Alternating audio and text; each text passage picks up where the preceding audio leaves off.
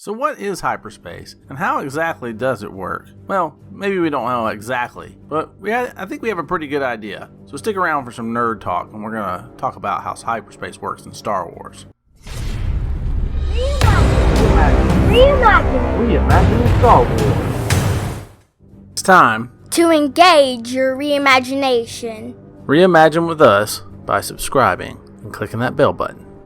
So first, let's define hyperspace. According to Merriam-Webster, space of more than 3 dimensions is hyperspace, meaning a 4th dimension. First known use of hyperspace is 1867, according to Merriam-Webster. So for our purposes, it means that George Lucas wasn't the first to use the term, but probably should be given credit for bringing it to the term in common speech, I would say. The concept of hyperspace did not really emerge in literature until the 20th century through stories of an unseen realm outside our normal world that are part of the earliest oral traditions. Now, that actually appeared in Somnium, which was published in 1634 by Johannes Kepler.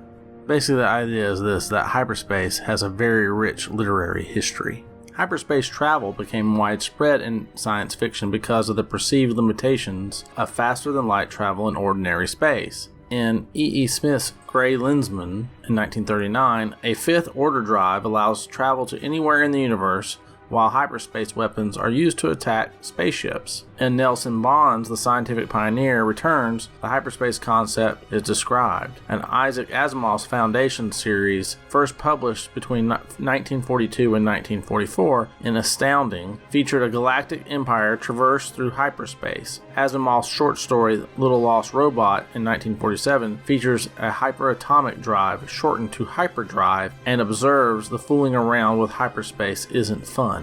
So hyperspace ramming or hyperspace missiles aren't necessarily an original idea, but they are original to Star Wars as it has been portrayed up till now.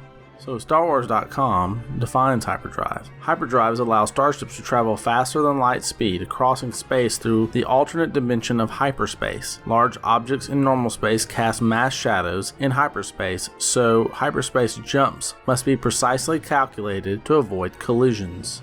So before we get into explaining how hyperspace travel works, let's take on 3 definitions. First, let's talk about hyperspace jumps, then mass shadows, and then gravity wells. A hyperspace jump is pretty simple. It is really just moving from one point in real space to another point in real space via hyperspace. In some senses, you could say it's like jumping a ditch from one side to the other, instead of going around and crossing on a bridge. So the next things we need definition for is what is a gravity well and what is a mass shadow. We will cover these at the same time because they're related.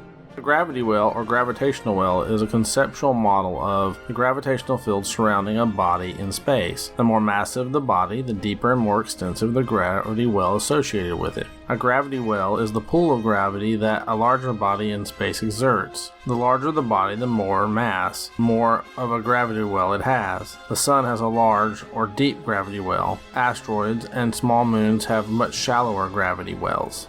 So a mass shadow, likewise, was a gravitational signature into hyperspace of an object from normal space. Basically what this is that gravity wells extend into hyperspace, and this creates a shadow within hyperspace, preventing direct jumps in certain directions, because you could get caught into that gravity well and pulled into the center of that mass. In real space, black holes have an event horizon. That edge of that mass shadow could effectively be what is the event horizon of a black hole, except it's for any mass that you get caught in the shadow of. So let's next talk about the Navicomputer, or navigation computer. This was a type of computer technology used to make the necessary calculations to navigate the faster-than-light travel through hyperspace. So Navicomputers are quantum computers. A quantum computer performs calculations based on the probability of an object state before it was measured. This means it can effectively predict complex problems. Classical computers carry out logical operations using the definite position of a physical state. These are usually binary, meaning its operations are based off of 1 or 2 positions. A single state, such as an on or off, up or down, 1 or 0. This is called a bit. In quantum computing, operations instead use the quantum state of an object to produce what's known as a qubit. These states are undefined properties of an object before they've been detected, such as the spin of an electron or the polarization of a photon. Rather than having a clear position, unmeasured quantum states occur in a mixed superposition, unlike a coin spinning through the air before it lands in your hand. These superpositions can be entangled with those of other objects, meaning their final outcomes will be mathematically related, even if we don't know yet what they are. This basically means the supercomputer can predict where unknown objects are going to be based off of known objects, with a high degree of probability. This means that they don't have to have every object in interstellar space mapped out. They don't have to have rogue planets mapped out or rogue brown stars mapped out. The Navicomputer can predict where they're going to be based off of other objects, and therefore create a route around them. And likewise, a hyperspace lane is where all or almost all gravitational objects are known and their paths are stable enough for there basically to be a predetermined lane for where ships can travel, reducing the complexity of the calculation and allowing ships to have longer jumps through hyperspace, therefore moving relatively faster. So we have our definitions down so that we can explain how hyperspace travel most likely works in Star Wars. So check out the next vid explaining how hyperspace works, or check out how to retcon the Holdo maneuver, or you can stay around, check one of our stories out.